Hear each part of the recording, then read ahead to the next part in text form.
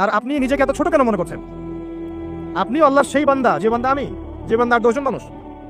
আল্লাহ পাক আপনাকেও ভালোবাসেন, আল্লাহ পাক অবশ্যই আপনাকে ভালোবাসেন। জীবনের দীর্ঘ সময় পর্যন্ত আপনি আল্লাহকে ডাকেন নাই, আল্লাহ আপনাকে ফেলে দেয় নাই। আল্লাহ আপনাকে খাওয়ান, এখনো পড়ান, বাঁচিয়ে রেখেছেন, আল্লাহ নিয়ামত দিয়েছেন। আল্লাহ আপনাকে ভালো না বাসলে এমনি করেন? আল্লাহ পাক অপেক্ষা করছেন কবে খালি আপনি আসবেন আল্লাহর কাছে, এসে বলবেন আস্তাগফিরুল্লাহ ওয়া আতুবু ইলাইহি। আল্লাহ পাক অপেক্ষা করে বসে আছেন আপনার জন্য। আপনি কোথায় যাচ্ছেন? ফাইনা তাযহাবুন। আল্লাহ পাক বলেছেন ফাইনা তাযহাবুন, কোথায় যাচ্ছ তোমরা? কোথায় যাচ্ছেন? টাকার পিছনে, বাড়ি গাড়ি, স্ট্যাটাস, স্ত্রী সন্তান, ভোগ বিলাসের পিছনে? আল্লাহ অপেক্ষা করছেন আপনার জন্য। আসেন, সিজদা করেন, ওয়াসজুদু ওয়াকতারিব, সিজদা করেন, নিকটবর্তী হন। আল্লাহ আপনার জন্য অপেক্ষা করছেন। যাবেন না আল্লাহর কাছে? আল্লাহ পাক সবাইকে আল্লাহর কাছে ফিরে আসার তৌফিক দান করুন। এটাই হোক আমাদের কাছে আসার গল্প, এটাই হোক আমাদের কিসের গল্প? কাছে আসার গল্প। আমাদের জেনার গল্প দরকার নাই।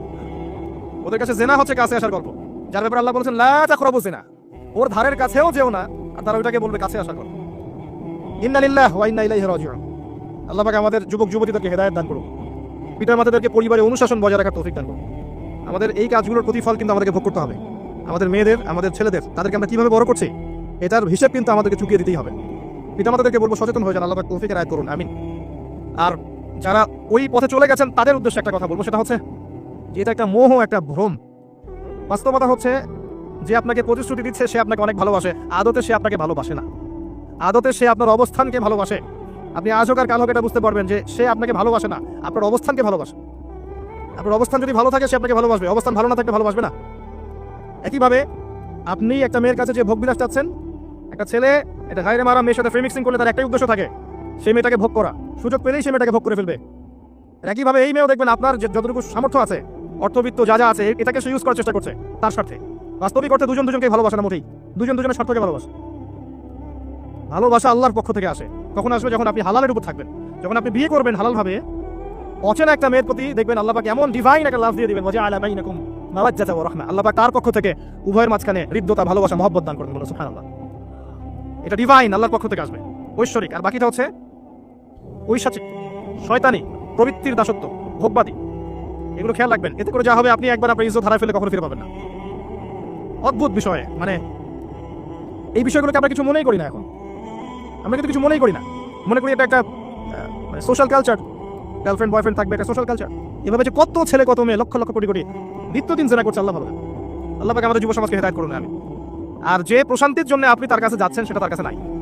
প্রশান্তি আছে কোরআনের কাছে, প্রশান্তি আছে নবীর সুন্নাহয়, প্রশান্তি আছে আল্লাহর জন্য সেজদায়। তার আল্লাহর জন্য আল্লাহকে স্মরণ করে আপনি কাঁদবেন, প্রশান্তি পাবেন।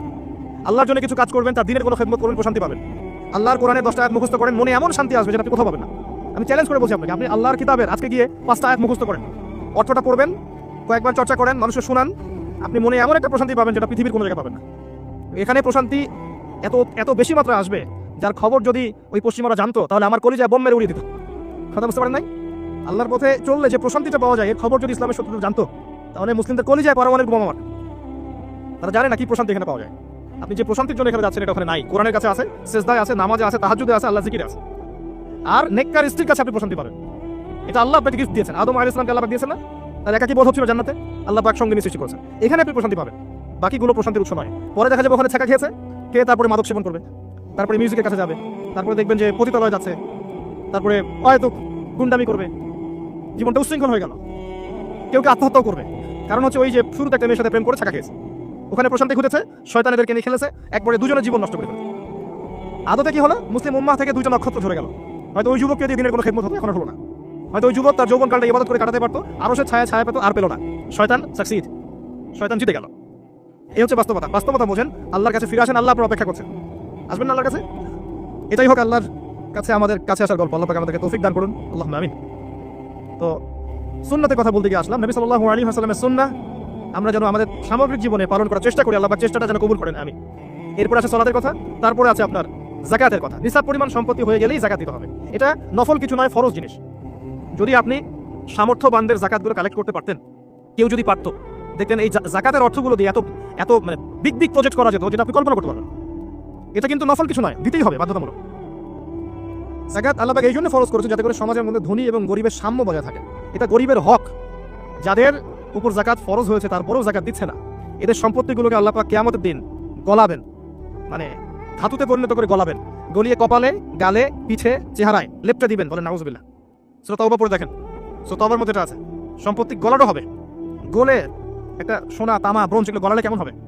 এগুলো উত্তপ্ত করে যদি গায়ে লাগিয়ে দেওয়া হয় কেমন শাস্তি হবে? বলা হবে এটাই সেই তোমার সম্পদ যা তুমি সঞ্চয় করেছিলে, আজকে এটা আযাব ভোগ করো না। এটা সমাজের সাম্য বজায় রাখে, গরিব আর ধনীর মধ্যে একটা ব্যালেন্স বজায় রাখে, এটা গরিবের হক। যখন আমরা যাকাত দিব না, গরিব মানুষের মাথাপিছু যে মানটা আছে জীবনযাত্রা এটা আরো কমে যাবে। এটাতে শুধুমাত্র একটা রাষ্ট্রের উপকার হয় না, ব্যক্তি পর্যায়ে উপকার হয়। যখন ব্যক্তি পর্যায়ে যাকাত চলে যাবে সবার হাতে হাতে, দেখবেন আজকে যে খেতে পারছে না সে কালকে দুবেলা খেতে পারবে ইনশাআল্লাহ।